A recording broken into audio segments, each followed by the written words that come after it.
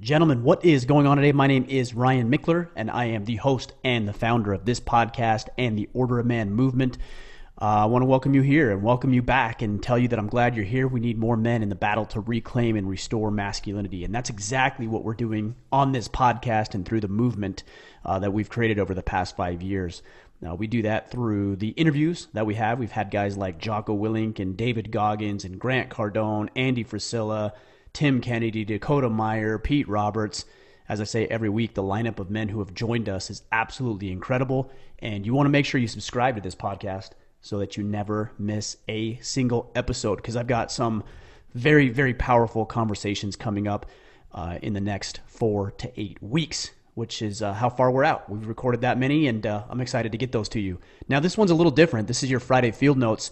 If you are new to the podcast, this is just me sharing some of my thoughts and ideas from throughout the week, and I'm going to add a new segment in here, and for now I'm going to call it Ridiculousness of the Week. So I've got something I'll share with you here in a minute, and then we'll get to the meat of the discussion, which is becoming a man of value and why that's important, and 5 key strategies so that you can become more valuable in the lives of your family members, your clients, your colleagues, your coworkers, just life in general. And then, of course, reap the rewards and benefits that come from being more valuable in society. Before I do that, I do want to mention my friends, Origin Maine. You may want to check out their brand new denim, which is called Delta 68. You can go check that out at originmaine.com. These things are lightweight material, but very, very durable to withstand work and working out and everyday life. They're a good fitting pair of denim. They've got a bit of a stretch in them.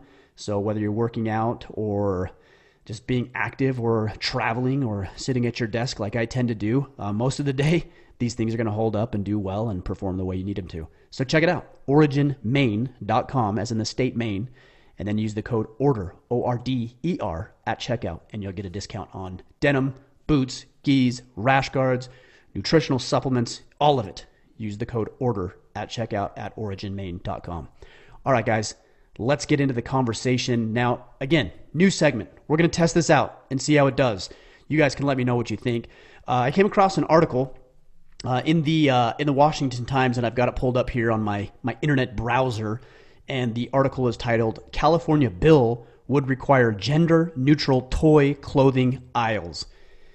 Now, guys, this is ridiculous, which is why we call it Ridiculousness of the Week. It seems to me that we have more important things to worry about than mandating that toy companies, that stores create some sort of gender-neutral toy and clothing aisles. Like, people are smart enough and capable enough to find what they want, to go where they want. They don't need to be told that these are gender neutral, or these are girls' toys, or these are boys' toys. Like, I have boys and a girl, and I never needed to tell my boys that they are to play with Legos and trucks and cars and Hot Wheels, and I never needed to tell my daughter that she needs to play with dolls and have little cooking things that she has and a little KitchenAid set up in her room. Like, I didn't need to tell them that. They just naturally did that. In fact, as I was walking by my daughter's room today into my office, which is where I'm recording from, she had set up her dolls in a row, and she had books laid out, like stood up and opened in front of each one of those dolls. Guys, like, this is generally how kids behave. Like, there's studies that show that if you put a boy into a room, he's naturally going to pick up what we would call the quote unquote boys' toys, and the girls are going to pick up the girl toys. Like, we don't need some legislative body telling us that you have to have gender neutral toy and clothing aisles. So here's what part of the bill reads. Let me pull this up here. Quote, a retail department store shall maintain one undivided area of its sales floor where, if it sells child care articles, all child care articles, regardless of whether a particular item has traditionally been marketed for either girls or for boys, shall be displayed. And again, that reads in the text of the bill. Not a huge deal here, guys, but just something that just is a great indicator of the times in which we live, that we need to be told how our stores are set up and where we can shop. And these people make such a loud ruckus and noise that we have to acquiesce to this sort of thing. It's ridiculous, it's stupid, and we have bigger and more important things to worry about than creating gender neutral sections in the store. So there's my ridiculousness for the week. If you have other articles or stumble across other information that you'd like some input on, or some of my commentary and thoughts, then shoot me a message at Instagram at Ryan Mickler. Link up the article, and then maybe your article will be shared on a future podcast for ridiculousness of the week. All right, guys, with that done and said, let's get into the meat of the discussion. I took a couple of notes here, and I want to share these things with you. We're going to be talking about becoming a man of value. Now, obviously, we know that being valuable is important. This is something that I don't need to necessarily share with you or tell you why, but I'm going to do it anyways. Guys, when you are valuable, you reap the rewards of being valuable, whether it's the relationship that you're after with your spouse, the deeply connected, powerful conversations and connection that you have with your children. It's getting the promotion, it's being strong, it's being able to protect your family and yourself. It's all of the benefits, building wealth, going on vacations, having experiences, buying the home that you want, driving the cars that you're after, being able to participate in the charities and the nonprofits that are important to you. Everything that you want out of life can be found through you making yourself more valuable. There is a very, very disturbing trend in society, and this is growing, where people want to be given things. They want the result without the effort, and they think that they're entitled to everything simply because they're a human being. You are entitled to nothing. There are certain rights that I believe we have as human beings, but those rights still need to be fought for. They still need to be protected. They still need to be defended, and nobody owes you anything. And this is what I see in society, is that everybody is starting to believe that they are owed something because air is coursing through their lungs and blood is pumping through their veins. If you want something, make yourself valuable and earn the thing that you're after. And so what I'm going to do with you today is share with you 5 keys, general keys, that are going to help you become more valuable, that are going to help you produce more. They're going to help you live a more satisfied and fulfilled life. They're going to help you have more experiences and opportunities and promotions and intimacy and romance and connection with your kids and all of the other things that I know after thousands and thousands of conversations with you guys that you're after. So let's break this down. First one is become solution-oriented, not problem-oriented. We as men are problem-searching, identifying type machines. Like, it is in our nature to look for what's wrong. And I know this because every time I make a post or shoot a video or record a podcast, I naturally and inevitably have men who reach out and tell me all the things that are wrong with everything that I'm doing. And they do it without proposing any sort of solutions. Guys, it's easy to recognize problems. We're hardwired that way. We have been evolved and created to look for problems. But I'm telling you, if you want to become a man of value, not only should you be identifying the problems, which again comes easy, you should be the one looking for solutions. So don't ever approach your boss or a colleague or a coworker or a relationship or a wife or a child or whoever with a problem without proposing some sort of solution. Now, you're not going to always get it right. Maybe it's not even the best solution. But when you provide solutions to problems that you see, you position yourself as somebody who is indispensable. Somebody others look at and say, man, I want to have John around, or I want to have Steve around, because not only is he not complaining about the things that aren't happening, he is seeing what's not happening, and then he's proposing solutions to be able to implement to overcome these things. That is the most important thing to being valuable. In fact, it is the definition of value, is that you're finding solutions, you're creating solutions, you're working towards solving the problems that you and other people recognize. So if you're in your work environment and you see something that's not working or something that's inefficient, I mean, other people recognize this too. What you're talking about is not unnoticeable. But if you come to your boss or the team leader or a coworker and you say, hey, this is something that I recognize as being wrong, and here's 2 or 3 things that I think we can do to address this problem, man, how refreshing is that going to be to a boss and an employer or a coworker or a team leader? If you have something going on in your relationship and you need to have a conversation with your wife about maybe some things that she said or how she's behaving or how your relationship is going, and you just nag and you bitch and you moan and you gripe and you complain, that is exhausting. And you are extracting value from the relationship when you do that. But on the other hand, if you go into these conversations and say, hey, I notice this is really a problem. We're not getting the quality time, for example, that we need. The way that I propose that we have a solution to this is we don't watch TV. We put the kids down at a decent hour. We sit down and we have dinner as a family. Whatever that solution is, propose the solutions. Add value, add value, add value. And this is how you put yourself in a position where people want you around. You're valuable to have around. You are the guy who always has the opportunities, and then you leave those other guys who just complain about what they see as being wrong in the dust. And by the way, there's nothing wrong with pointing out things that aren't working. You should be doing that too, but always, always, always propose a solution to any grievance that you may ever have. That's number one. Number two, become a networking master. Now, a lot of self-help podcasts and books and information out there will tell you about all the skill sets that you need to have. Develop communication, develop this specific skill to be able to do that specific task, and that's important. But I would suggest that your ability to network is going to be very, very valuable for you and for the people that you're going to be networking with.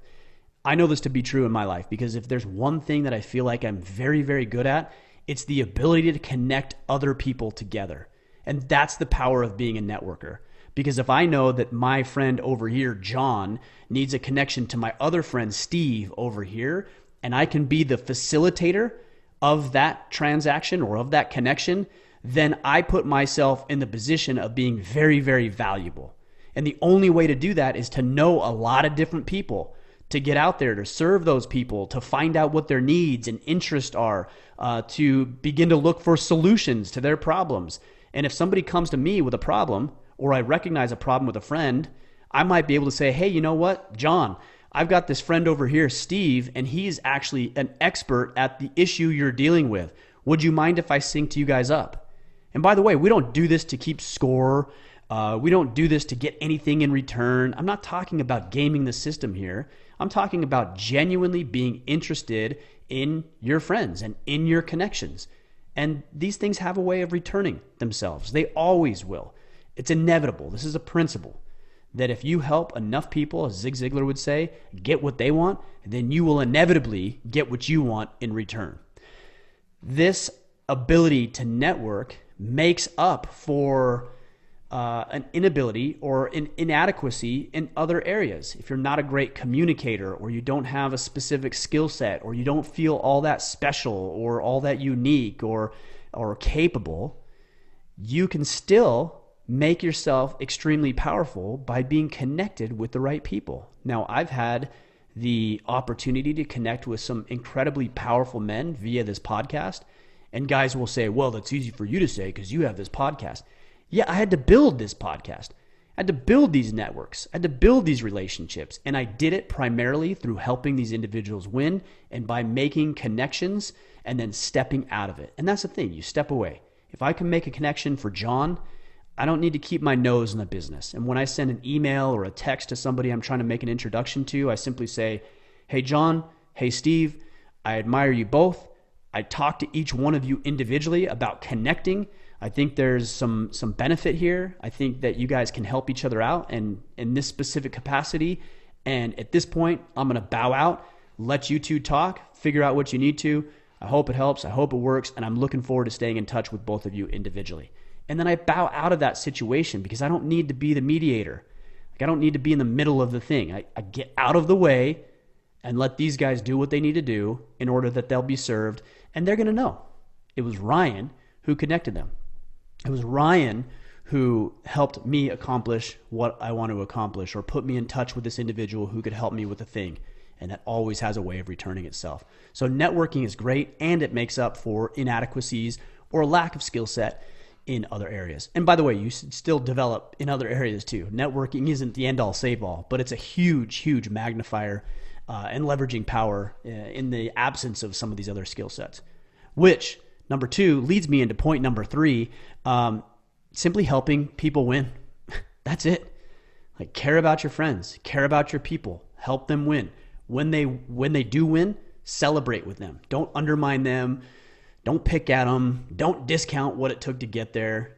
Like, genuinely celebrate with them. Be happy for them. I send texts, emails, messages every single day when I see somebody I'm very connected with or limited connection with.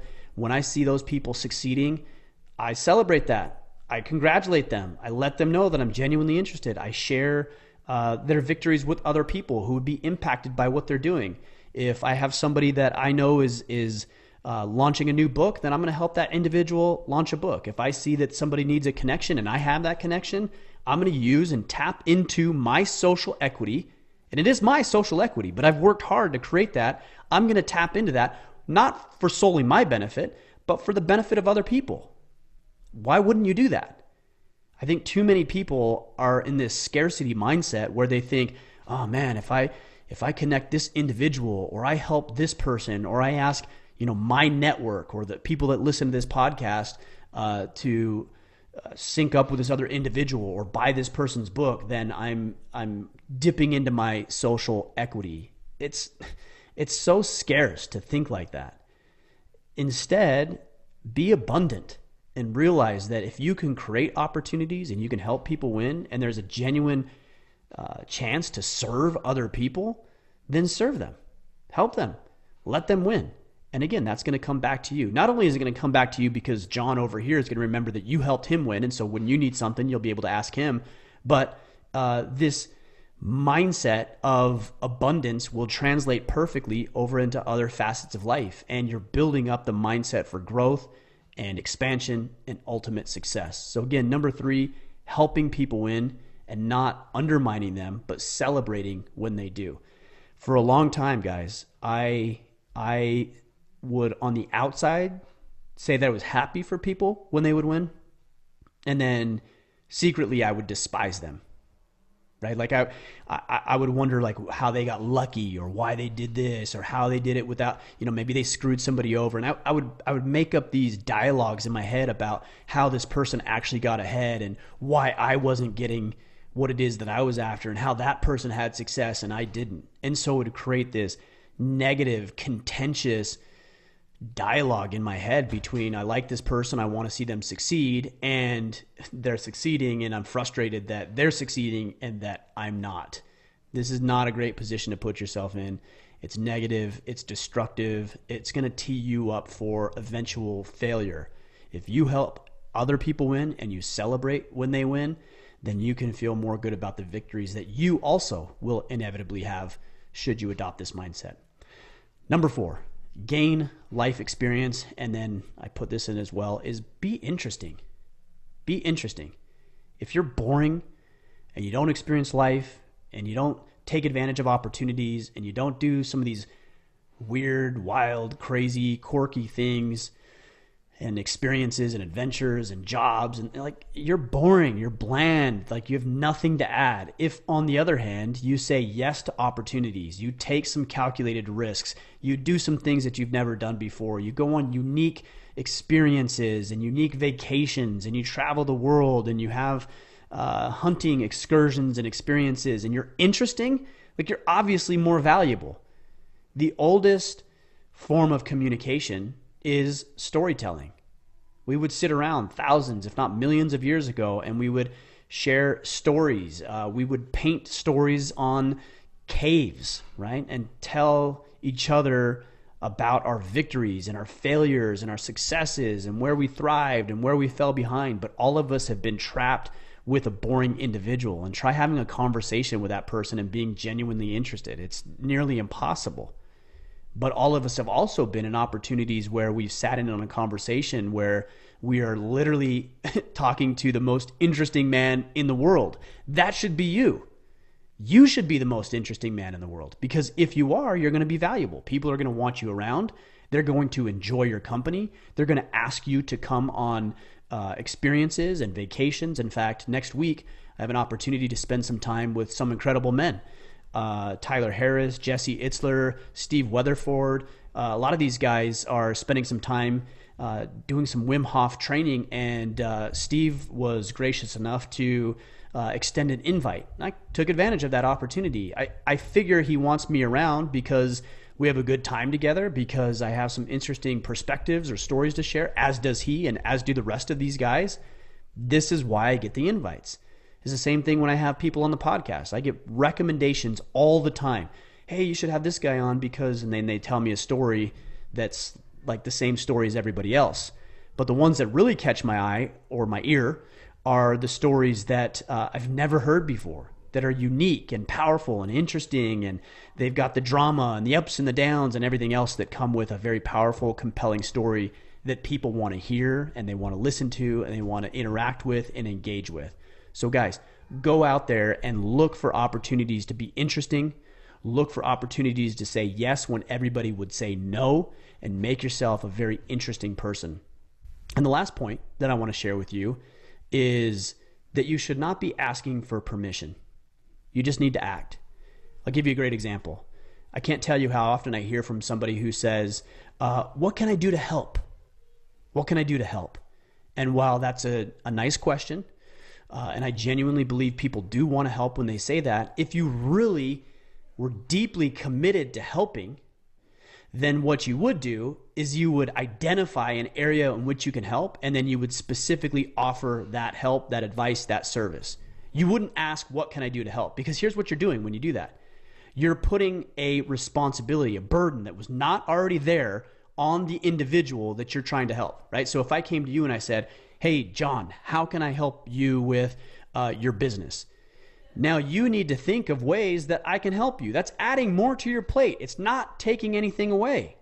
So therefore, I'm not adding value. I am actually extracting value. You need to spend more time, energy, and resources on thinking of ways that I can help you. And you're not obligated to do that, right? I don't even want you to do that. If, on the other hand, I said, hey, John, I noticed that you're needing some advice when it comes to growing your business. Well, I have this friend over here who's built 5 multi-million-dollar businesses, and he has some things that I really think that he can share with you that would be valuable. Can I make that introduction? Now you identified a way that you can specifically help. You didn't add anything else to your friend's plate, and you already started looking for solutions, specific solutions, and started solving those problems. So you acted. You didn't ask for permission. You didn't ask how I can help. You simply said, here's a problem, here's the solution, find a way to make the connection, and then let people win. It's not difficult, guys. It's really not difficult. I know it's hard at times to act rather than ask for permission, because maybe there's some fear there about not knowing. Of course, there's some energy that you need to expend in looking for solutions. But if you want to be a man of value, this is what you'll do. This is an investment in yourself, and it's going to take you some time and energy to think about how you can take action, solve problems, make connections, and ultimately help people win and celebrate when they do. So that's my advice for you. I want you guys to become a man of value. And more than that, not just a man of value, I want the people around you to experience what life looks like because you're in it. I want them to have a positive life experience. I want them to be better off because you're around.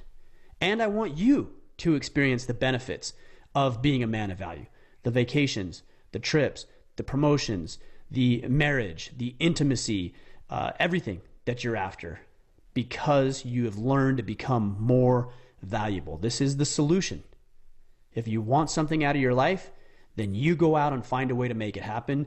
You acquire the knowledge, the skills, the information, the network, the communication, everything that you might need to be successful. And the more you do that, inevitably, you're going to produce the results you want, and you're going to produce the results that other people are after as well, and make yourself indispensable. You're going to be a guy that other people want to have around because you're interesting, you're successful, and you've proven your worth. So that's my message for you today, guys, on this Friday Field Notes. I hope that helps you. Again, we're doing the new segment, Ridiculousness of the Week. So if you have an idea that you'd like to share, or a link to a video or an article or a social media profile that I could highlight when it comes to the ridiculousness of the week, then I would love to do that. I'd love to hear from you and share some of these things and have some laughs and some frustrations with some of these things as well.